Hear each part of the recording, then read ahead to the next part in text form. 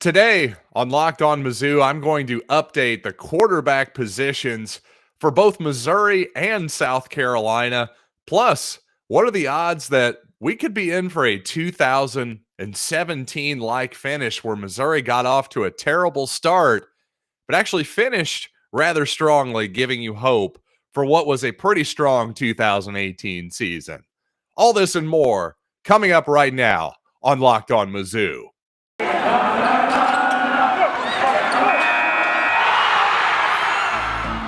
Locked On Mizzou, your daily podcast on the Missouri Tigers, part of the Locked On Podcast Network, your team every day.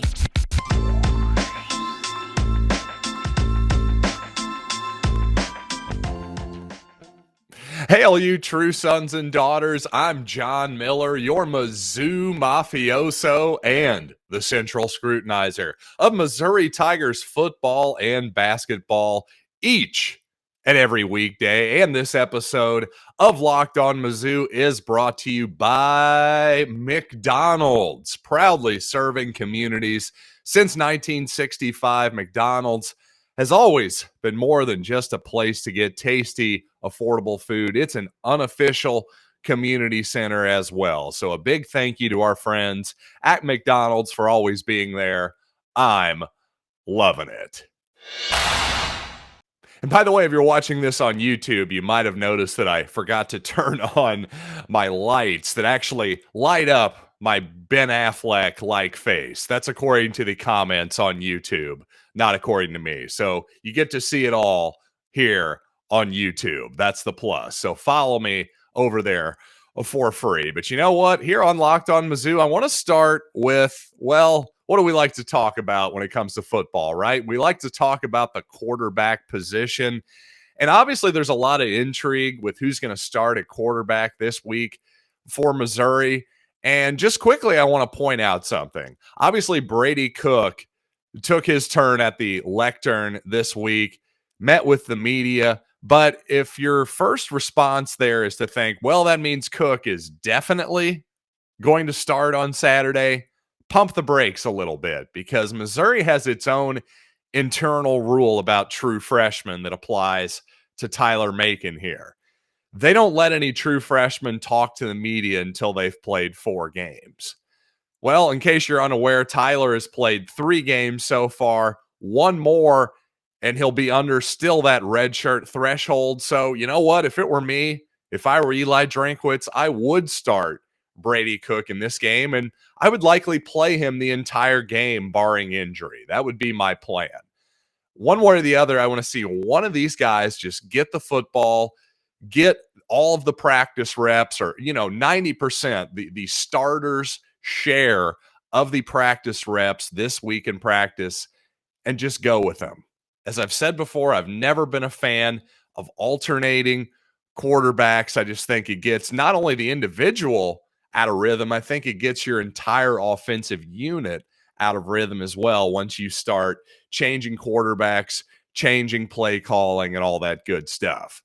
But you know what? On the other side of the ball, South Carolina has had a lot of different guys start at quarterback for them as well. You might remember Luke Doty from last year, Chuck Nolan as well. But you know what? It looks like Jason Brown is almost certainly going to be the starter at quarterback for South Carolina. Now, he actually made his first start in Division I football, or FBS football, I guess is the more common preferred nomenclature at this point. But he made his first start, but he's a experienced cat. The guy is a transfer, a 5th-year senior, actually played ball at St. Francis, obviously a lower level, certainly than FBS football or the SEC. But you know what? Jason Brown, for his part, I thought looked pretty solid against an obviously reeling Florida Gators defense and ball club in general.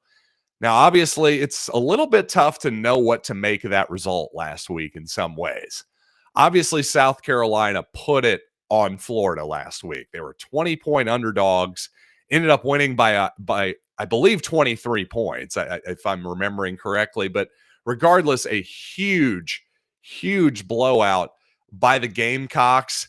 But at the same time, Florida fired its defensive coordinator this week. So obviously that was such an unacceptable defensive performance by the Gators. Well, they're ready to move on and install a new head man on that side of the ball. So as a Missouri fan, you have to ask yourself, what's real here? Is that South Carolina offense actually improving? Or is this just more of a case of Missouri's next opponent, the Florida Gators, their final home opponent this year on Senior Day? Well, maybe Florida is just that bad right now. Quite frankly, and not to be cliched here, but I think it's a little bit of a combination of both. Certainly Florida is reeling right now, and suddenly Missouri looks like they have a chance against the Gators here in late November. But I will say there are reasons to believe that the Gamecocks are rounding into form as well. And one of them is that, frankly, their star running back, who has been fighting with various different ailments all season, is now back in the fold. So you know what? I want to tell you more about this young man moving forward. But first, I do want to tell you about our title sponsor, and that is McDonald's. And of course, this episode of Locked On Mizzou is brought to you by McDonald's, who has been proudly serving communities like Columbia since 1965. And of course, as much as I love that bacon, egg, and cheese biscuit and a couple hash browns, well, you know what? It's more than just tasty, affordable food. At McDonald's, it's a great place to reconnect. Go to a place with dependable, I should say, and we can defend the Wi-Fi, but no, I meant dependable Wi-Fi as well, and also an endless supply of those classic McDonald's French fries as well. And by the way, if you're a Missouri fan, win or lose, meet up with your friends, your former teammates, your former schoolmates, recharge and refuel at McDonald's. You know what? We all love our local McDonald's, and I certainly am no exception. McDonald's, I'm loving it. So obviously the South Carolina Gamecocks recently moved on from Will Muschamp. That era just, well, quite honestly, the upside of Muschamp just never satisfied anyone in South Carolina at any point. But you know what? I've been a little bit surprised that it seems like some of these South Carolina bloggers, media, and indeed the fans on the message boards seem a tiny bit down on the Shane Beamer hire. Now, maybe that's starting to change after that big Florida victory last week. But from my vantage point, I think Beamer looks pretty promising. And if you're recognizing the Beamer name from college football, you guessed correctly. Shane Beamer is the son of former Virginia Tech coach, Hokie legend Frank Beamer. And so far, so good, I would say, for Shane Beamer. Obviously, the Vanderbilt victory, hey, they beat Vandy by 1 point. I mean, that's practically a half of a loss.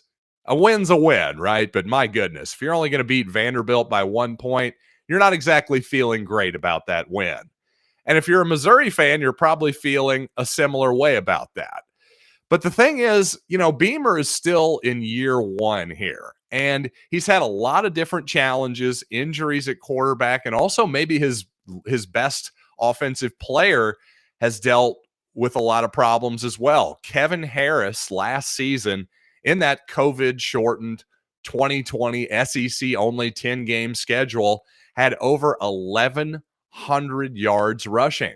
That's really, really impressive. But you know what? This year, ironically, he's dealt with some COVID problems. He's also had back problems as well. But you know what? Based on last week, it does look like young Kevin Harris, the South Carolina running back, seems like he's good at getting healthy, at least at the right time, if you're a South Carolina fan. And one thing the Tigers and the Gamecocks have in common in this game, I'm sure both squads are thinking, hey, if we're going to get to 6 wins, if we're going to get to a bowl game, well, this is probably our best opportunity to get another win. Now, if you're Missouri, you know what? All of a sudden, this ending schedule here looks a lot more promising than it did a few weeks ago. Now, South Carolina, the outlook hasn't changed a tremendous amount there. This game is probably a coin toss for all intents and purposes. But all of a sudden, a month ago, Florida looked like one of the best 10 or 15 teams in the country. And now all of a sudden, it's looking like the end of the Jim McElwain era circa 2017. Hey, remember I just brought up the 2017 season? Well, Missouri ended the Jim McElwain era that season. Is it possible that Missouri could help drive a nail into Dan Mullen's figurative coffin at Florida? Well, you know what? I, for one, would certainly enjoy that. After that blowhard took it upon himself to egg on the crowd after a bit of an ugly incident right before and during halftime of the Missouri-Florida game last year. Call me old-fashioned, but I like when my college coaches are actually adults and set a somewhat good example for the kids instead of going, yay, I'm really glad that we were all throwing hands at each other during halftime. So if Dan Mullen, if we can help drive a figurative nail into his coffin, well, you know what? That would be quite enjoyable for me as a fan. I will say that. But obviously, South Carolina has to come first. By the way, my supposition that this game is about a coin flip was confirmed over at betonline.ag. Missouri, South Carolina, currently a pick'em, so no points given one way or the other. Just pick a winner. That's kind of what I like, by the way. Forget about giving points. Let's just decide a winner. So what do you think? Missouri, South Carolina, or maybe you like the total. The over-under is 55. You think that's going to go over? Maybe this is going to be a slightly lower scoring game than maybe the experts think. Well, regardless, you got to take your opinions over to betonline.ag, where they have you covered for not only college football, but of course, college basketball, pro football, hockey, boxing, UFC, Vegas casino games, whatever your bag is as far as gambling goes. Well, guess what?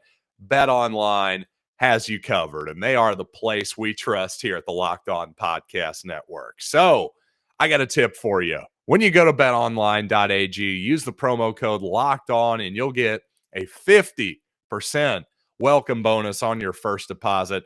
Once again, just use the promo code Locked On to receive your 50% welcome bonus at BetOnline, where the game starts. Once again, getting back to the theme from last week's South Carolina-Florida game, are the Gators just that bad, or is South Carolina getting better? Well, just to give you some more context here, South Carolina completely dominated the line of scrimmage, especially in the first half of that football game, from what I saw. And just statistically, man, it was early second quarter. The Cox still had about 150 to 160 yards rushing to Florida's 11. Now, that's astonishing. I mean, really, Florida should be embarrassed. They can't recruit better offensive linemen, defensive linemen than that.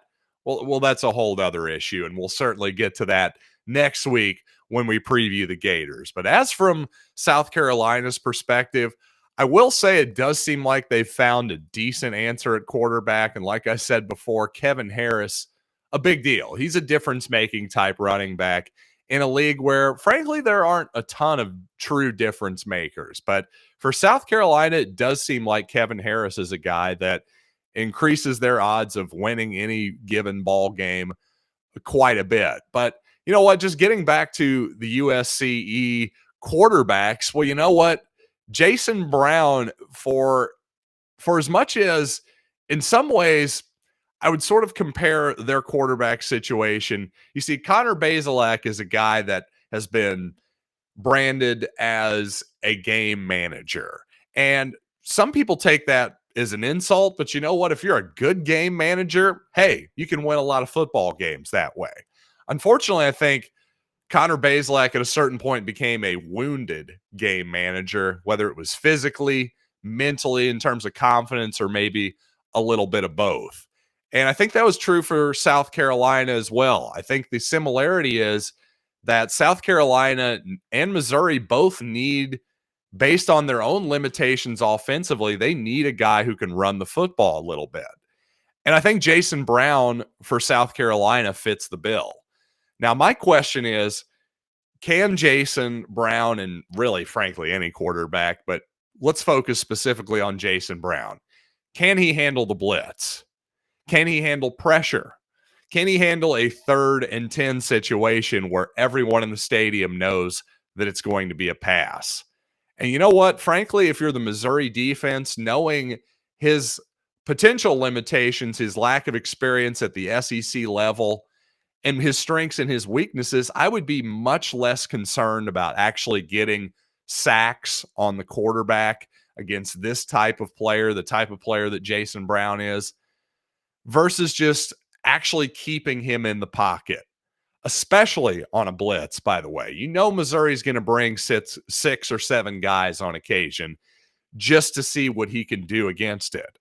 Well, to me, the key is there, keep him in the pocket, because especially against a blitz, if Missouri allows him to escape a pocket, well, that's a big play waiting to happen.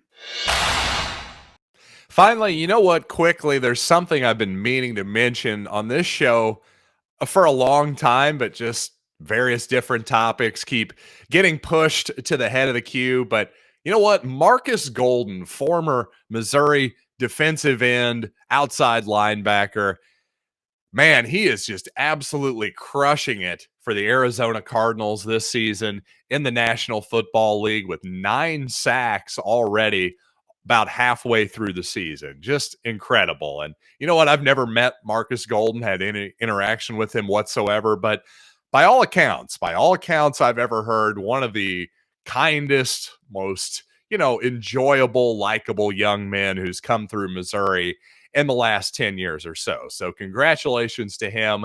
As a true son, you got to love seeing that for sure. And just one more note to get out of here on. I do call this a Missouri football and basketball show, right? So if you had a criticism for me for not covering, I should say, the Missouri women's team enough, you know what? I think that's a fair criticism. I really do. But I'm going to be brutally honest with all of you.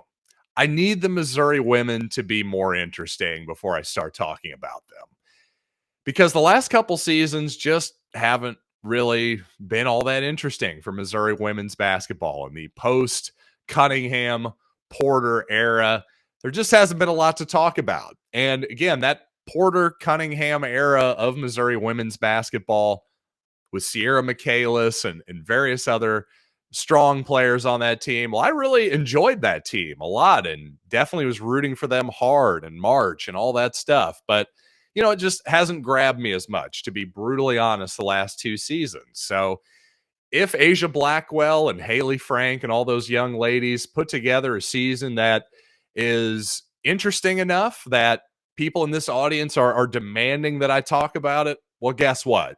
Then I'd be more than happy to talk about the Missouri women's basketball team. I really would. But they need to give me a real reason. Again, I understand that the men's team has been similarly maybe disappointing at times the last few seasons, but the reality is men's basketball just gets more eyeballs and more attention and more interest, especially for a show like this. So to the Missouri women and Avery Kroenke, who just signed her letter of intent for the Missouri women today and who happens to follow this here program on Instagram, by the way, shout out to you, Avery. But hey, you guys have just got to give me a reason to care. And frankly, I need you to get back in the NCAA tournament. That's what it's probably going to take. I need you to at least be on the bubble for me to spend a decent amount of time on women's basketball. So that's the challenge out to Robin Pinchton and the rest of that squad. But you know what? Here's the challenge to me. I got one more show to do this week. So thank you once again for making me your first listen of the podcast day. Even if I got this one out a little later today, had to get some extra research in on South Carolina and had some, personal stuff to get done with my daughter, with my wife out of town. So thanks again for listening. Thanks for telling a friend. And you know what? I will see you all tomorrow right here on Locked On Mizzou.